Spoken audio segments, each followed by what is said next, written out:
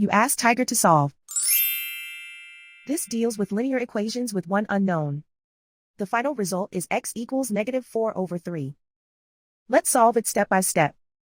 Group all constants on the right side of the equation. Add 4 to both sides. Simplify the arithmetic.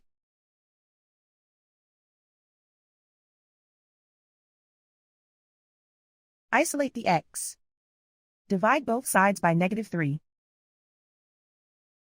Cancel out the negatives. Simplify the fraction. Move the negative sign from the denominator to the numerator. And so the final result is x equals -4/3.